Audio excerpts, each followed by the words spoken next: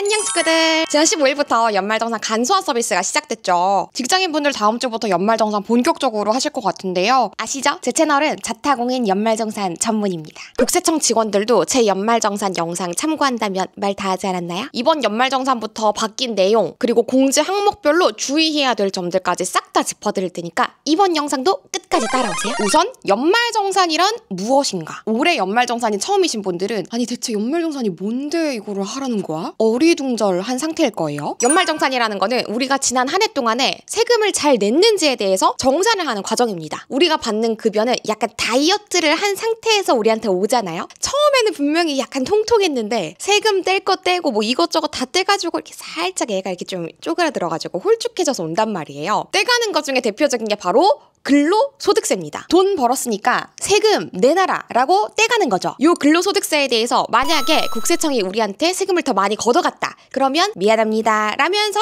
돌려주고, 덜 걷어갔다 그러면 얄짤없이 더 내놓으세요 라고 추가 징수를 해가는 과정, 그게 연말정산입니다. 지난 24년도 1월 1일부터 12월 31일에 대해서 정산을 하는 거여서 올해 1월에서 2월에 하는 연말정산은 정확하게는 24년도 귀속 연말정산이라고 불러야 되는 거고요. 25년도 귀속 연말정산은 26년도 1월에서 2월에 하게 되는 겁니다. 뭐 트릴리기 부른다고 해서 세금 더 내고 그런 건 아니니까 뭐 그렇게 크게 신경 쓰지는 마세요. 희애님, 저는 연말정산 해봤어요. 일단 올해 바뀐 것부터 알려주세요 라고 생각하시는 분들 많으실 것 같아가지고 24년도 귀속 연말정산, 즉 이번 연말정산부터 바뀌는 내용에 대해서부터 휘리릭 말아보도록 하겠습니다. 첫째, 장기주택 저당차 입금, 이자 상한액, 소득금액 한도 상향. 대출을 받았다면 이 대출 받은 거에 대해서 매달 이자를 내고 있겠죠. 이 이자에 대해서 소득공제를 해주거든요. 근데 올해부터는 이 이자에 대한 소득공제 한도가 올라갑니다. 기존에는 납입한 이자에 대해서 최대 300만 원까지만 소득공제가 가능했거든요. 그런데 올해부터는 600만 원까지 소득공제가 가능해집니다. 요거 기간에 따라서 내용에 따라서 공제 내역이 조금 다르니까요. 제가 띄워드리는 표 참고해주세요. 둘째, 청약저축 소득공제 상향. 물론 우리가 청약저축은 청약에 당첨되기 위해서 저축하는 게 메인 목적이기는 하지만 곁다리의 혜택으로 소득공제 혜택까지 받을 수가 있어요. 작년까지는 청약저축의 소득공제 한도가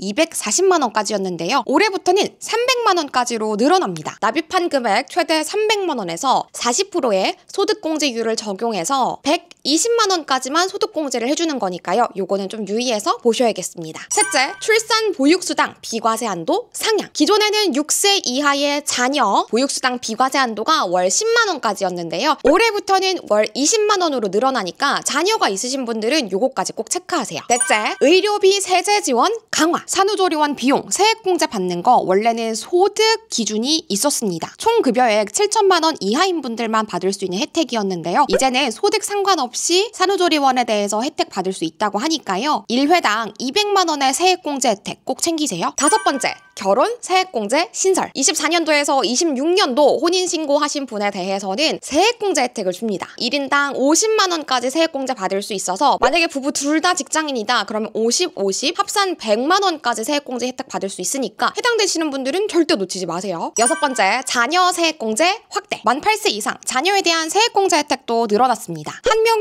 15만 원, 두 명은 35만 원, 3명 이상부터는 35만 원 더하기 자녀 수에서 2명을 빼고 곱하기 30만 원을 한 혜택 받으실 수 있습니다. 이렇게 저는 6가지만 크게 짚어봤지만 자잘자잘하게 바뀐 게 꽤 많아요. 국세청에서 공식적으로 발간한 자료집을 다운로드 받을 수 있는 링크를 걸어둘게요. 한번 쭉 읽어보시면 어떤 게 바뀌었고 어떤 것들을 좀 중점적으로 봐야 되는지 체크하실 수 있을 거예요. 자, 그럼 지금부터는 제가 메인 항목들에 대해서 공제 내용들을 짚어드릴 건데 먼저 소득공제랑 세액공제를 구분해 봅시다. 연말정산에 대해서 알아보는데 소득공제랑 세액공제 구분을 못한다? 이거는 제가 말하는 내용을 아무것도 알아들으실 수가 없고요. 혼자서 연말정산 하실 때에도 제대로 할 수가 없어요. 엉망으로 하게 될 거예요. 제가 강연할 때 늘 써먹는 비유를 알려드리겠습니다. 제가 마감 시간에 파리바게트에 빵을 사러 갔다라고 가정을 해봅시다. 제가 마감 시간에 가서 주인 아줌마가 원래 5,000원짜리인 바게트를 기분이다 라면서 4,000원으로 깎아주시겠대요. 이건 제가 원래 계산해야 되는 대상할 값이 줄어든 거죠. 대상의 값이 줄어든 거. 바로 소득공제입니다. 자, 여기서 그치지 않고 제가 한 번 정해진 이 4,000원이라는 바게트 가격을 아주머니 저 통신사 할인도 부탁드릴게요 라고 요청을 드려가지고 10% 할인을 추가로 받았습니다. 한 번 정해진 계산값에서 추가적으로 직접적으로 마이너스를 한 거죠. 통신사 할인은 세액공제예요. 즉 세금의 비율을 계산하기 전에 내가 얼마 벌었는가 이 소득의 크기 자체를 줄이는 건 소득공제고요. 소득공제를 다 하고 나서 세율을 곱하고 나면 1차적으로 손희애 씨 세금 이만큼 내놓으세요 라는 산출세액이 나오거든요. 이 산출세액에서 직접적으로 마이너스하는 거 가령 100만 원 세금 내세요 라고 1차적인 결과값이 나왔는데 여기에서 추가적으로 보험료 세액공제, 기부금 세액공제 등등을 적용하는 걸 세액공제라고 합니다. 어때요? 참 쉽죠? 그럼 지금부터 각 항목 빠르게 알아봅시다. 먼저 인적공제. 인적공제는 우리가 흔히 생각하는 부양가족 공제예요. 근로자 본인, 배우자, 부모님, 자녀 등등이 해당이 되는데요. 만약에 우리 가족을 내 앞으로 부양가족으로 등록을 할 수 있다면 한 명당 150만 원씩 공제 혜택을 받을 수 있어요. 인적공제는 소득공제여서 내 소득의 크기를 줄여주는 공제 항목이거든요. 만약에 내가 연봉 4천만 원을 받는 급여 소득자라면 이 4천만 원에서 가족 한 명이 추가될수록 150만 원씩 계속 빠지는 거예요. 인적공제는 이것만 기억하시면 돼요. 소득 100만 원. 부양가족의 연간 소득 금액이 100만 원 이하여야 내 앞으로 부양가족으로 등록할 수 있거든요. 만약에 근로소득만 있다? 그러면 500만 원이고요. 이번 연말정산부터는 부양가족이 만약에 연간 소득이 100만 원을 넘으면 부양가족 해당 없습니다. 인적공제 등록할 수 없습니다. 라고 자동으로 뜬다고는 하는데요. 요거도 맹점이 있는 게 2024년도 상반기 소득까지만 반영이 된다고 해요. 그러니까 만약에 24년도 상반기까지는 연간 소득이 100만 원이 안 넘었다고 하더라도 하반기에 100만 원을 넘었다. 그러면 이거를 또 반영을 못 한다는 거죠. 그러니까 내가 알아서 걸러야 되는 거예요. 만약에 우리 엄마의 연간 소득이 100만 원이 넘었는데 내가 우리 엄마를 부양가족으로 등록을 해가지고 인적공제 혜택을 받았다? 이렇게 되면은 과다공제. 그러니까 내가 받아야 되는 공제 내역보다 더 많이 받게 되는 거니까 가산세 40% 물게 될 수 있거든요. 조심하셔야 돼요. 희애님, 부양가족 등록할 때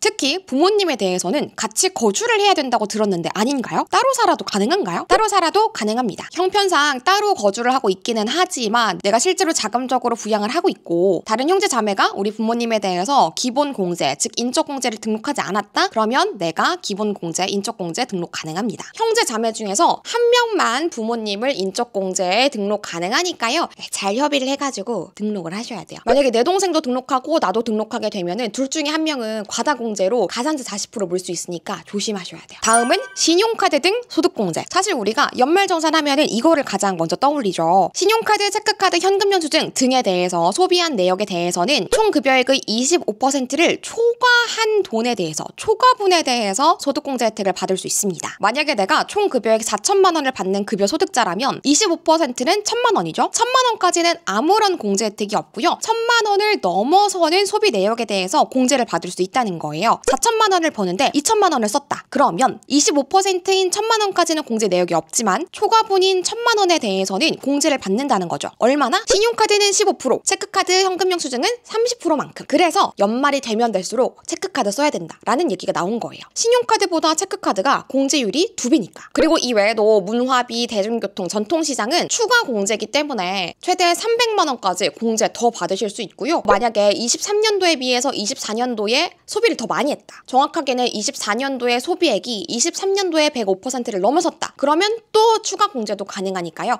요거까지 혜택 챙기세요. 신용카드 등 소득공제에 대해서는 형제 자매가 쓴 내역에 대해서는 내가 공제 받을 수 없으니까 주의하셔야 되고요. 맞벌이라면 부부 각각이 쓴 것, 즉 아내가 쓴 건 아내가 공제받고 남편이 쓴 건 남편이 공제받습니다. 둘이 맞벌인데 아내가 쓴 거 남편한테 몰아준다거나 남편이 쓴 거 아내한테 몰아준다거나 이거 불가능하니까 주의하세요. 그리고 연금저축이랑 IRP 세액공제. 다들 연말정산에서 가장 쏠쏠하게 혜택받는 게 연금저축이랑 IRP에 대한 세액공제인데요. 연금저축은 최대 600만 원까지 그리고 IRP는 최대 900만 원까지 한도로 적용받으실 수가 있습니다. 총 급여액 5,500만 500만 원 기준으로 총 급여액이 5,500만 원 이하라면 16.5%, 초과라면 13.2% 공제율 적용받으실 수 있고요. 하나 더 주목할 건 ISA 전환 금액에 대해서 추가 공제를 받을 수 있다라는 건데요. ISA가 만기되고 나서 해당 금액을 연금저축으로 이전했다면 전환 금액의 10%만큼 최대 300만 원까지 공제 혜택을 받으실 수가 있어요. 만약에 24년도 안에 ISA가 만기됐고 이 만기된 금액을 연금저축으로 이전을 했다. 그런 분들은 세제 혜택까지 꼭 챙기세요. 주의할 거. 연금저축은요. 만약에 나의 가족 중에서 다른 사람들을 나의 부양가족으로 올렸다고 하더라도 그 사람들에 대한 연금저축 저축액은 세액공제 혜택 받으실 수 없습니다. 간단하게 얘기해서 연금저축에 대한 세액공제, IRP에 대한 세액공제는 내 앞으로 넣은 거만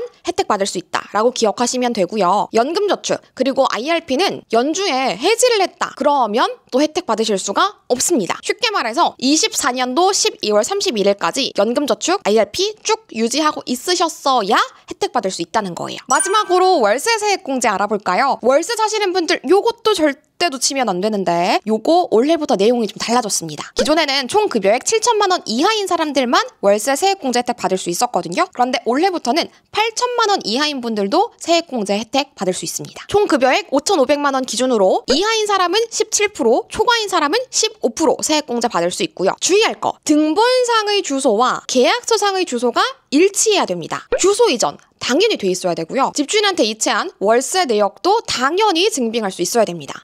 그리고 이체 내역을 현금 영수증 처리하시는 경우도 간간이 있는데요. 만약에 현금 영수증 처리를 했다면 월세 세액공제 혜택을 중복으로 받을 수가 없으니까요. 요거 주의하세요. 저는 개인적으로 세액공제 혜택 받으시는 게 조금 더 유리하다라는 생각이 들더라고요. 이렇게 간단하게 연말정산에 관련된 주요 내용들 짚어봤고요. 제가 연말정산은 해마다 영상을 만들기 때문에 연말정산 재생 목록에 영상이 엄청 많이 쌓여 있어요. 혜택을 받는 골자는 달라지지 않기 때문에 이전 영상을 참고하셔도 전혀 문제 없고요. 더보기란에다가 국세청의 자료 다운로드 받을 수 있는 링크 걸어둘 거니까 요것도 같이 곁들여 보시면 뭐 연말정산 문제 없습니다. 저도 직장생활을 굉장히 오래 했지만 저는 한 번도 뱉어내본 적이 없어요. 13월에 보너스를 두둑히 챙겼던 사람으로서 여러분도 꼭 그러셨으면 좋겠습니다. 그럼 우리는 다음 영상에서 또 만나요. 구독과 좋아요 잊지 마세요.